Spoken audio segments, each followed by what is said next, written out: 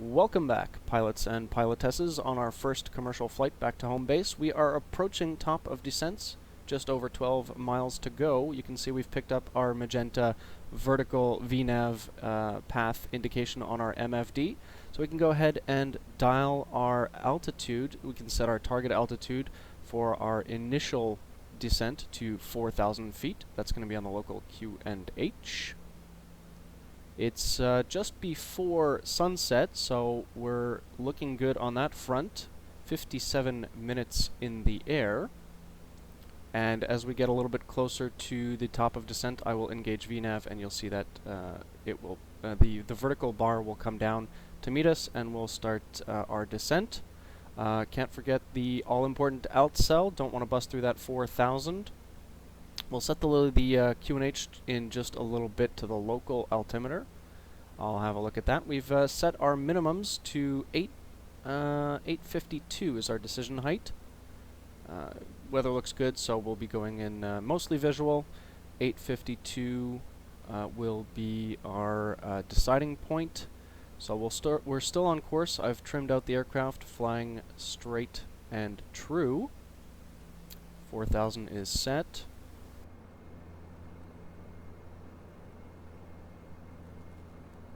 I've also gone in and I've put our VREF and VApproach speeds in, so I use the VFry or VOpen and VClosed for that. 117. I looked that up in the tables. You can find the landing weight in the fuel page. It'll be on page 4, I believe. There we go. So you have your predicted landing weight. We are 24,498 kilograms. Majestic provides some documentation with some coding tables, so you can just cross-reference that with your flap setting. We're landing on flaps 15. That's already set into the landing flap selector, GPWS selector. And so you just plug in, or you basically look it up on the chart that they give you. We're approaching our top of descent. You can see that magenta line is starting to come down. We're a little late on this, but we'll select VNAV path. The aircraft will start to descend and hopefully catch up to that VNAV path. We've got to pull back the throttles, otherwise that speed can easily get away from you. And we're in the turn now, but we're going to have to trim for that new power setting. So once we get out of that turn, I will employ some rudder trim to get us nice and straightened out. It's nice, and the sun's still up, so we are still technically before sunset. My goals have been met on that front. And we can go ahead and sync up the heading, just in case something were to go awry. Been in the air for about an hour now. Everything's looking just great. I'm going to go ahead and plug in our local QNH, which is 1004. And you'll see that'll put us just a little bit below our intended VNAV path, but it's better to do that a little bit higher up in terms of if you're not flying online and there's no ATCs. So it gives the flight management system a little bit more time to react to that change in the QNH, so that it will, you'll see we leveled off a little bit and now we're picking up the speed again. So now that we've come out of that right turn, you can see that our alignment is off again for our new power setting. So I'm going to add in some left rudder and try to get those vector triangles to line up just a little bit better. It'll make our passengers happy, it'll make our fuel consumption happy, and it makes the plane spotters on the ground happy because the aircraft is pointing in the same direction it's flying. Passing through flight level 180 now, we can go ahead. I'm going to put the seatbelt signs on just a little early, get everybody seated. And we'll leave the landing lights off until we pass 10 grand. Leave the bleeds on norm for now, although we will turn them down to min as well, probably around the same time as we put on the landing lights. So we're coming up to Denby, which is our penultimate waypoint in the flight plan, then LBA at 4, then the outbound leg to 9 at 3, and then our downwind, and then the final approach to Leeds, Bradford. Just passing flight level 160 in our descent. In the air for an hour and 3. Go ahead, we've actually already put in our GPWS landing flaps at 15. We'll go ahead and turn on the fuel pumps at this point and arm the auto feather.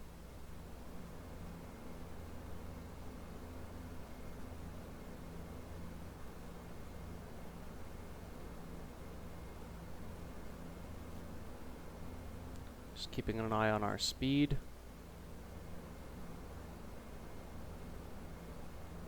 Go ahead and sync up the heading.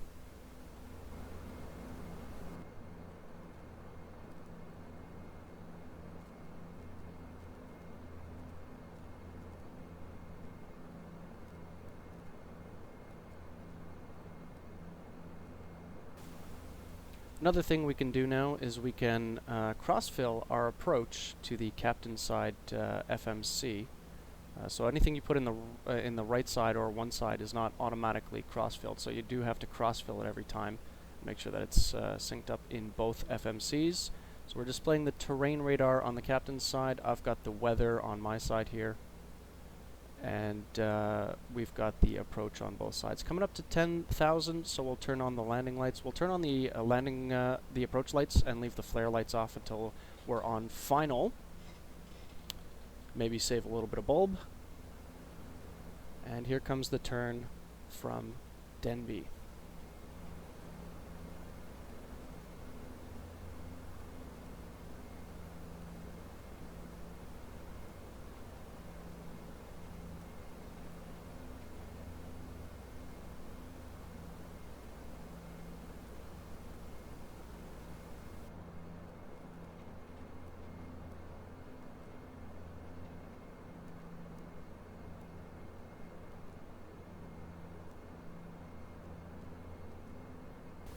I've just noticed we've picked up an ice detected warning, so now's a great time to talk about the de-icing systems on the Dash 8.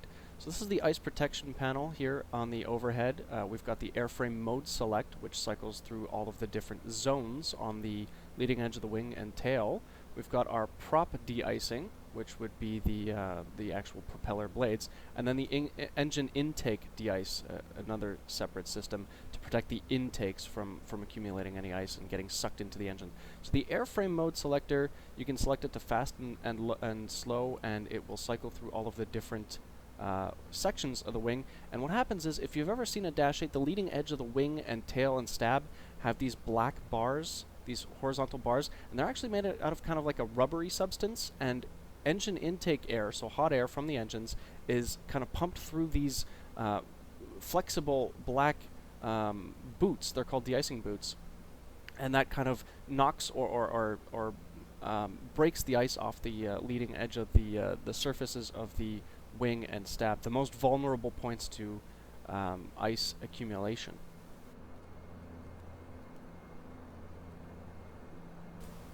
You can see now that we're doing pretty good. There's no ice accumulation. The Majestic actually does represent ice accumulation with you can actually visually see it accumulate on the wings. So we've put that on, and now we've cleared that ice detected warning. So coming up through 9, speeding a little bit. So I've reduced the power just a bit. When we were going a little fast, breaking the speed limit of 250 or less under 10. This thing will drop out of the sky like a brick if you completely pull the throttle levers all the way back. Just make sure we're trimmed out here. Add a little bit of left. So I'm getting a little bit nervous. We are approaching LBA and our outbound leg. I'll probably leave it on LNAV on the outbound leg, and we'll just monitor the DME. So I'll put on the standby hydraulics. Everything else is set. The auto feather, fuel pumps, shiny switches are on. And we can go ahead and get rid of the ice protection. I don't think that'll be a factor anymore. We'll put the bleeds to min. And we'll have a look out if EZdok will comply. Just over LBA now, starting our right-hand turn to the outbound leg. There's the field, just passing underneath the wiper. In the town of Leeds. So we'll sync up the heading here. You know, I'll probably leave it in LNAV mode. We're starting the turn a little bit early for my liking, but we'll leave it in managed LNAV mode for now. It seems to be doing a decent job at turning us outbound. We did cut the corner a little bit early, so I'm going to put in some vertical speed of about well, that's a little high. It was 18. I want minus 1,000 feet. In the descent, we'll bring out the flaps to 5. And we'll leave the props at 850. The cool thing is if you press this little button here, reduced NP landing, what will happen is you press that button and whack the throttle, the condition levers rather, all the way up to max, but it keeps the engine RPM back down at 850, and then if you ever need to add any power, say for a go-around or whatnot, it will automatically spool those props up to max. So it keeps it nice and quiet, the Q400 being the quiet 400 after all. We'll keep that nice and quiet for the residents of Leeds as we overfly them. At 4.5 for 3 now, still in that 1,000 foot per minute descent. Playing with the heading here, not quite sure what we're going to do. We'll sync it up for now. Everything on the overhead looks okay. We've got the seat belts and no smoking. Bleeds are at min. I think we are all set. You can see that VNAV profile jumping around there as we catch back up to it. On the captain's side, we'll go ahead and turn the nav source to the ILS. You can see we've already pre-tuned the ILS 110.9, the course 320. You can see we're 6.8 nautical, 6.9 now nautical miles for 9. 9 will be our outbound leg, then we'll begin our turn. Over to the downwind leg. We've got the alt cell and the 3000 set, so hopefully we won't bust that. Come back around, swing it back to 320. Speed's looking good, 188, maybe a little bit fast. We'll start reducing a little bit. There's the glide slope indicator coming back up to meet us as we continue outbound, and the town of Leeds in front of us. Cool scenery. I don't have Orbx England, but Orbx Global does seem to do the trick. Here comes our downwind turn. Stopping at 3,000 feet.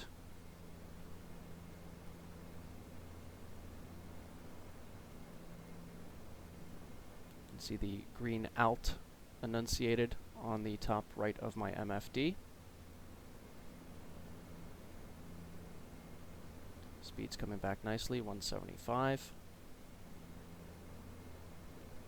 We're on the flight director.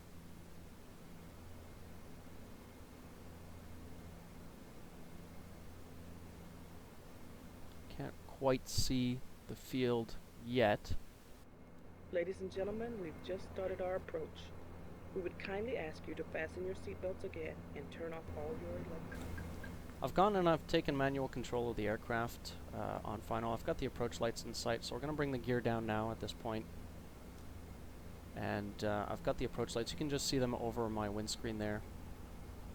We'll take this manually in. We're a little off course, which stems from the fact that I prematurely took the autopilot out. I wasn't fully ready, but you can see our glide has come alive and we're pretty much bang on profile in that regard. We're a little to the left, but that's coming back to the right now, and now there's a cloud in the way, so we'll just have to keep an eye on our instruments until we get the runway back in sight. A little bit overcorrecting, so we're a little to the right now and a little bit high. We'll bring it down a little bit, keeping an eye on our speed. So we'll just shimmy on over to the left and pitch it down a little bit. Like I said, the Dash 8 sinks like a rock, so we're okay being a little bit high on the profile. We'll correct when we get the runway back in sight.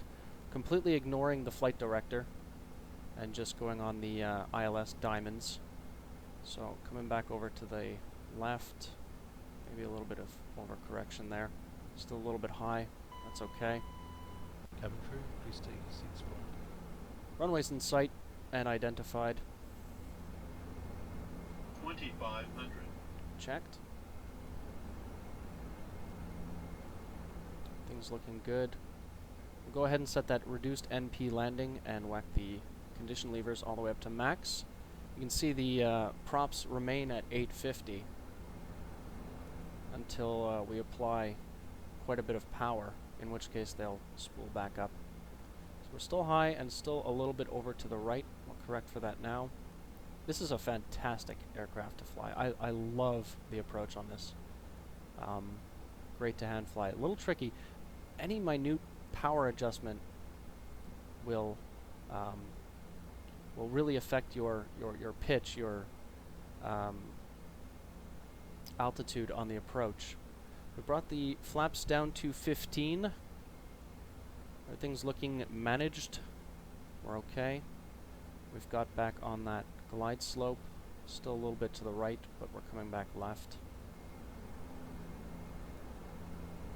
Sinking a little bit too quick. See if we can level it out a little bit here. 1,000. Check. So horizontally, +100. we're doing all right. Vertically, we're a little low. 1,000. There's minimums. +100. Continue. Flight slow. Flight slow. We're off the glide. Flight slow. So we're going to get that warning. That's okay. We're visual. Level it out a little bit, and now we can continue with the descent. Like I said, any minute changes in power really affects your angle of approach. So you really got to keep that in mind. Still a little bit low, but it's fine. Flight slow. Speed's getting a little low as well. Increase the power. Flight slow. Could have been problematic. We've got this. Flight slow. Things looking good. We're a little bit over to the left. A little bit below. 50. 40. 30. 20. 10. And we're down. Put it in beta reverse. Don't need reverse power. Let the aircraft slow itself.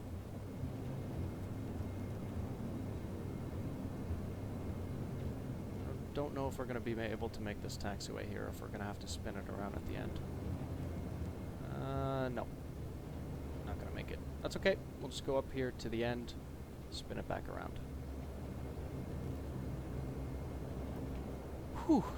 Welcome home, pilots and pilotesses. We're back at Leeds. Feels good to be home. So we'll come up. We're not even going to use this turnaround taxiway here. We'll just taxi on up to it, and then use the full width of the runway to turn ourselves around. Dash 8 turns really, really sharply on the ground if you wanted to. Nose wheel steering goes almost 90 degrees, so we can just spin it back around here. Plenty of runway to do that. We'll vacate up over there to the left and taxi to the gate.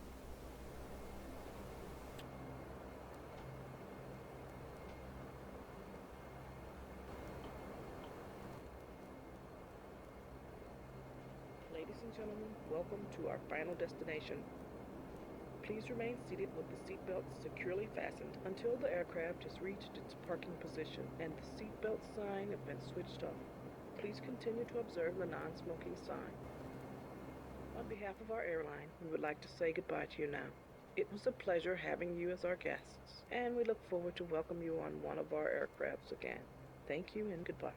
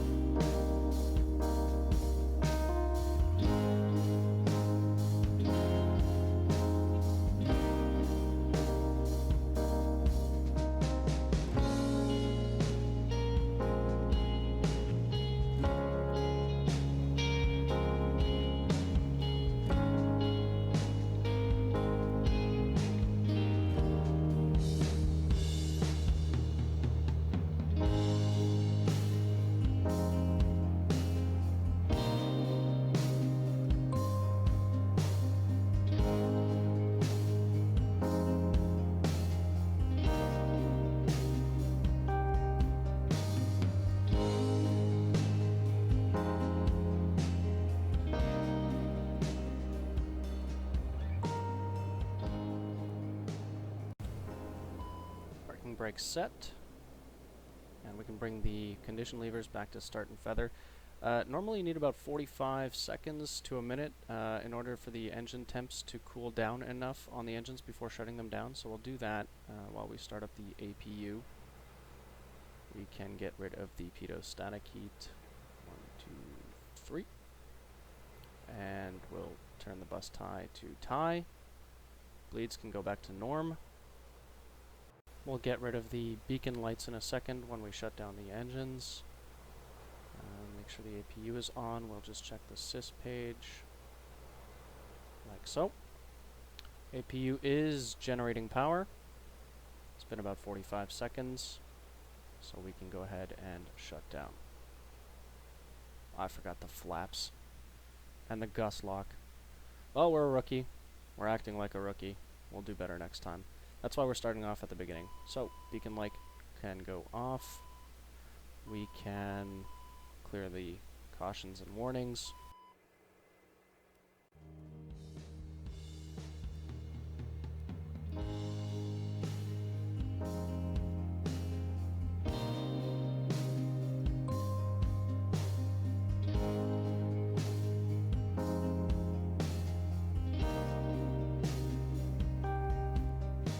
And we made it, guys. Leeds, Bradford at sunset.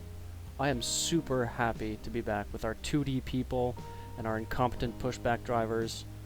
Oh man, it feels good to be home. I'm super excited to get this series started and to start progressing up the ranks and to do some more dash flights, maybe some interesting approaches, and we'll get online and all that good stuff.